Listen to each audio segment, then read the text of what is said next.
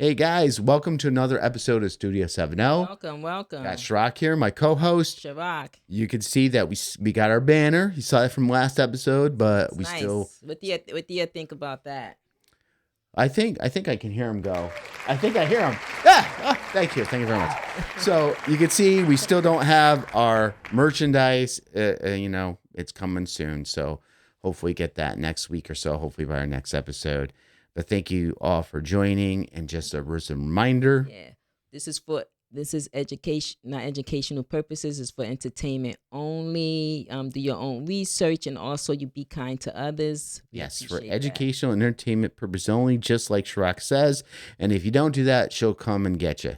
No, I'm only kidding. So if you're going to do that, please like, comment, share, and subscribe. We'd like to get more popular on YouTube. We want to share a lot of information to others. And the only way we can do that is if you can, as part of our family, help us out there. Go to studio, the word 7, the letter O.com for links to our audio podcast, here, Patreon, merchandise, a whole bunch of other stuff. And speaking of Patreon, if you could be so kind to wanting to support us, go there for like a low fee. And, we'll do shout outs and do some other special things on there as well. So what we do really quickly is that within our show, we try to make different segments of the show. Like if you were to watch Saturday Night Live or some of these other shows, they have different segments of their show, of their episode. I like when you do that. We're doing that. We're mixing it up, but we're kind of staying consistent with the different topics or the different segments that we do. Topics is all things music. It's a little different than the podcast we did last year. We're still going to help empower musicians, but we're going to go beyond that. We're going to have all kinds of cool topics. I want to share some things later. I don't want to give it all away right now. But today we're going to do in the spotlight topic and then from the studio. And Shrock, just real quickly, can you tell us who you're going to be talking about today, and then we can go right in the spotlight. I am going to be talking about Curtis Jackson, a.k.a. 50 Cent. I'm not even going to call him Curtis Jackson because nobody really knows him by that. So 50 Cent, he has a new book out, and it's called Hustler Harder, Hustler Smarter. It's an awesome book. I actually have the book. I've read most of the book, and it's awesome. He goes in and he talks about his background. Very sad, he lost his mom at an early age. He moved. Let's get him in the spotlight first, and then we get into. Oh, okay. I thought he was in the spotlight. I'm ready to go. Come on. You just jump right in. I love the enthusiasm, guys. Let's put him under the spotlight. Let's go.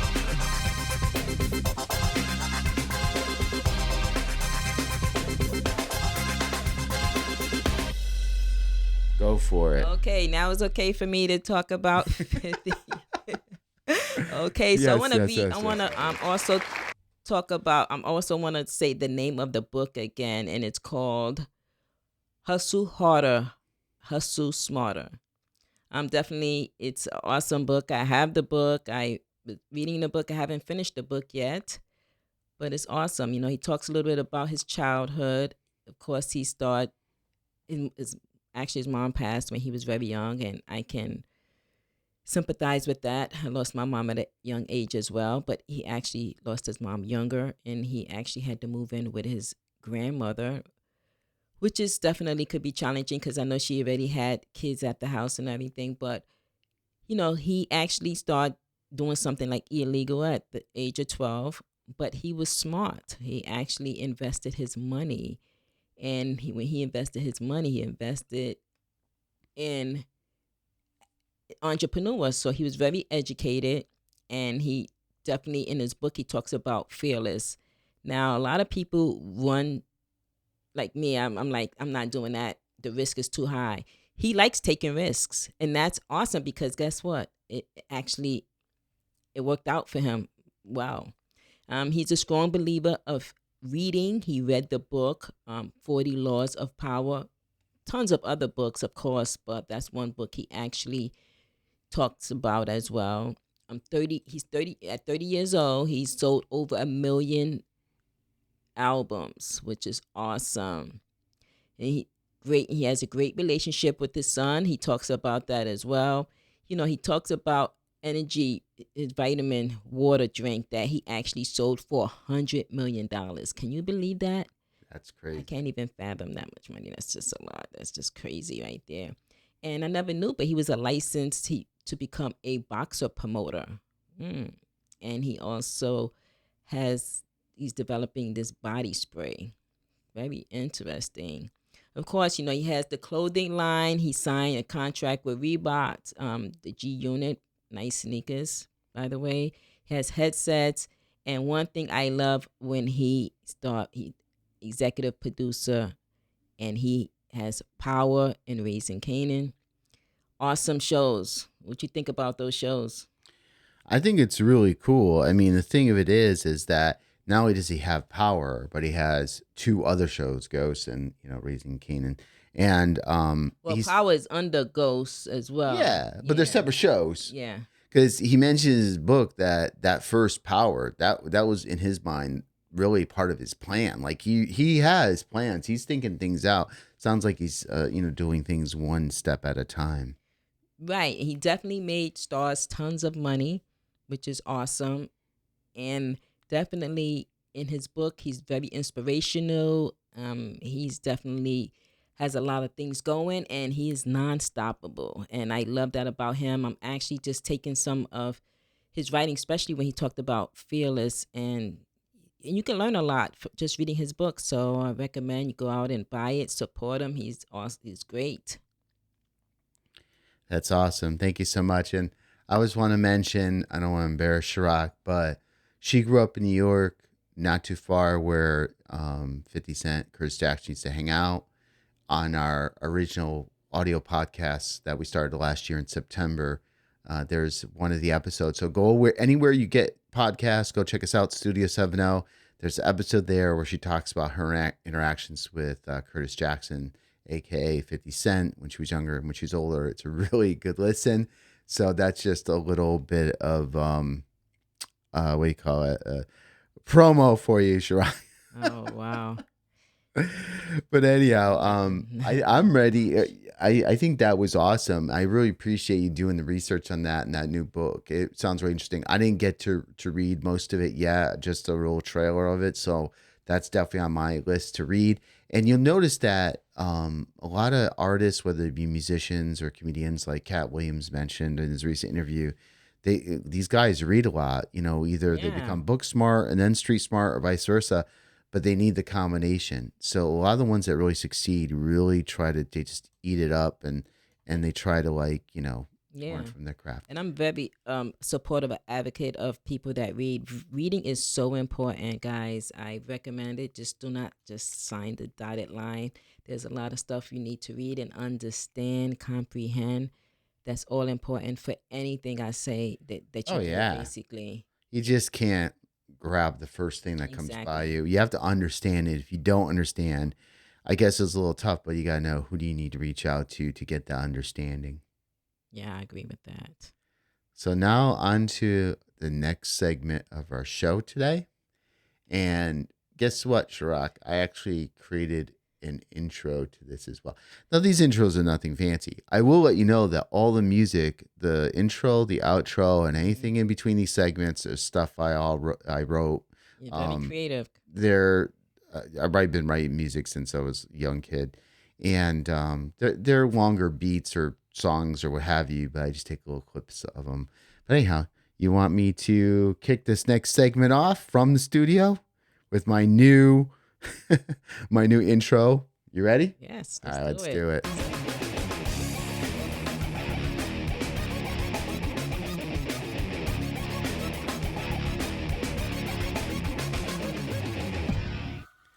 All right. So today, what I'm going to talk about from the studio, and again, this is more geared towards musicians or anybody in the music industry. I try to cover a variety of different topics.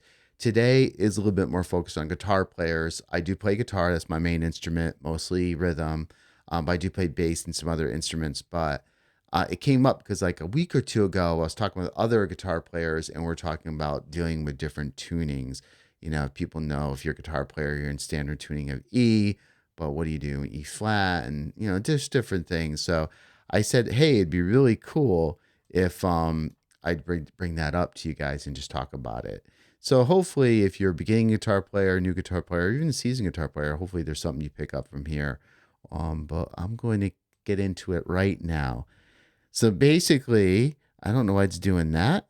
Let's do this. Sorry, guys. So the topic, again, specifically, is handling key changes for guitar. And we're going to start off with, normally when you play guitar, if you want to go to another key, like you want to go E to E sharp, or maybe you're tuned to E flat and you want to go to E, you would capo your guitar on fret number 1, and that changes the kind of like the key you're in. Now there's different types of capo that you put on your guitar. Basically just squeeze the strings down to move you up into a different step. There's different types of capos. It really depends on the type of guitar you have. If it's classical, standard acoustic or electric. Sometimes the strings you need a different type of capo to be stronger to hold it down. I use that close pin one in the middle, the one that's shown in the picture. I tend to use that one. It's real easy. You can take it on and off. It's real easy to use. So for changes, obviously most guitar players know this method. Another method is if you're playing a gig or a show and you have... Hey, that looks like your guitar on the left. It is. It's similar. Mine's a little different. Mine has the blonde frets like on the one on the right. Mm-hmm. And the one that's Starburst, but mine's a little bit darker. But I do have a guitar, I do have a US Strat Deluxe. That of many? Yeah, I don't have that many. I have like, well, how many do I have? Like 4. About 6. No, I don't know, 4 or 5. I don't know. So if you're like me and you have a bunch of guitars, I always have a backup. I always have 2 electric for sure. So when I play a gig, usually I keep them in both standard key and I just have one for backup. But a lot of guitar players, or you see concerts, people have multiple guitars. Usually they keep one in standard E and standard E flat, and then they goof around with their set list. So maybe I do one set list where I try to stick in all the standard E songs and then all the standard E flat songs. But that could be tricky. There's pros and cons to that. I'll get into that maybe at the end. But that's just another way you could handle different tunings. But you need to have multiple guitars. You're going to say, want me to go back? No. Okay, and then another one, what you could do is if you need to go, and I should have said this from the capo slide, but basically capo is good if you want to go up a key, but you can't go down, obviously, because you would have to manually lower the string tension and go down a half step or what have you. Here, you could actually get a 7-string guitar, which is that 7 string is tuned to a B, and you go down lower. So if you're going down to E flat or have you, so it's normally how many? 6 strings. Oh, okay. 6 strings. Tuning is starts off with the 6. Low string there, starting off with E. But this one you can have a 7 string and B. But obviously you got to learn. This takes care of like having multiple guitars. Oh, okay. But now you have to learn how to play everything in a 7 string. It sounds easy, but not really. If you're used to giving a real good strum on the guitar, you got to get used to it. It could be a little weird. But again, it's another option, right? And then here's an option that I use that I want to get into. I do use a capo. I haven't really messed around with 2 guitars, but I could do it too. I don't have a 7-string guitar. I have a 7-string. I have a 5-string bass, but that's another story for another time. The last option is to get a pedal. A drop pedal, and I have this exact one. And a lot of people say, well, so what a pedal is basically when you click on that button, it automatically drops so many steps for you. Think of a capo in the other direction, either up or down. Mm-hmm. But basically, when you click that pedal, when you're playing your guitar, it automatically lowers your signal, basically, or does something with your signal. So it lowers it down that half step automatically. And a lot of guitarists don't like it because I think the old versions going back years had a hard time keeping up. When you're playing, it wasn't sounding smooth. It was sounding kind of weird. It wasn't like fast enough. It wasn't sensitive enough. But this one, I've been using it for a long time now. It works great. It's right on. Timing is perfect. You can't tell. And I like this better because I don't have to screw around switching guitars. If I do have to switch, I can just, lean down and change it. But usually I just leave it a half step lower. So when it's on, it's E flat. When it's off, it's E. I use it. I really like it, but it could not be for everyone. And there's a cost, obviously, to the pedal. So The right option depends on your application. What I mean by that is, what are you doing? If you're just home playing or you're playing a small gig, some of these options may be fine, like going with the capo route. If you're doing a show, you have a bunch of guitars and you want to switch and you can do the set list in the way you want, then do that. If you're playing really heavy metal, like really death metal stuff, a lot of stuff is in lower keys.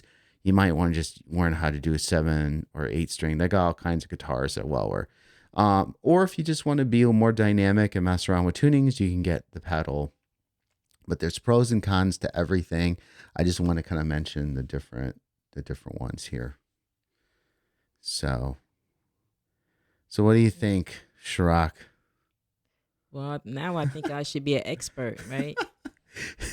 Yeah. On tuning guitar. So I only brought this up because we were talking about this the other day. We were playing a song and it had to be in a different key, and we actually talked about whether, having a second guitar or doing a capo thing. That's all. Yeah, I So it think I came up. noticed that now. I think that, me and Sense Ed, he definitely taught me a lot about the guitars. And when I see people playing, I observe more, and I see sometimes something happens and I'm noticing it now versus before it would just go right over my head. So I'm definitely being in tune of how the guitar players really supposed to play the guitar. Yeah, I might drive her nuts because if we're going to a concert where there's actually musicians, they get very analytical. Mm-hmm. Like I'll say, hey, they're playing with backing tracks. Can you tell? Yeah. There's a keyboard. You hear that keyboard? There's no keyboard up there. Or something like that. Or I'll say, oh, the bass player, that's kind of weird. That's Or this, that, the other interesting. thing. So I'm learning about the fill-ins and all of that as well in the back. And Yeah. So this was a short one today, but it was really cool. I like hearing about the new book, and I hope this information, like I said, I think for most guitar players, they're aware of this, but sometimes it's good to put it all together, especially for people who are new. Remember, there's new people who are new to guitar, or maybe they're new to playing out in a band and they're trying to figure things out. Right. Hopefully this is helpful. Yeah. And that's what I have for today. Any last parting thoughts, Chirac?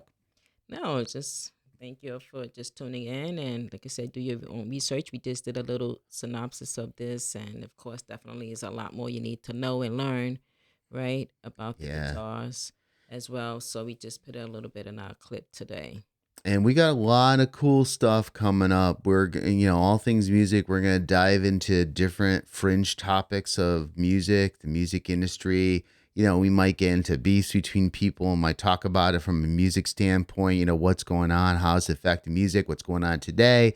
Mm-hmm. We may see how music plays in different people's life, whether it's in true crime or other music events or what have you. Anything dealing with music, we're going to tackle it. And right. We're also going to have some people on the show just to get they're in the business and how they doing. And we definitely can learn from others as well. Yep, we'll have those people. We'll have those people call in, and we'll be able to take their calls and talk it through. But that'd be awesome. And hopefully for the people who are listening in the podcast, hopefully I narrated enough for you, so if those visuals, you can picture it in your head. But hopefully that was good. So again, guys, thank you so much. Thank you for staying with us for another episode. And then until next time, we will see you then. We will see you then. Thank you for listening. Please like, comment, share, and subscribe. For more content, check out our audio podcast anywhere you get your podcasts. And please consider supporting us on Patreon. Until next time.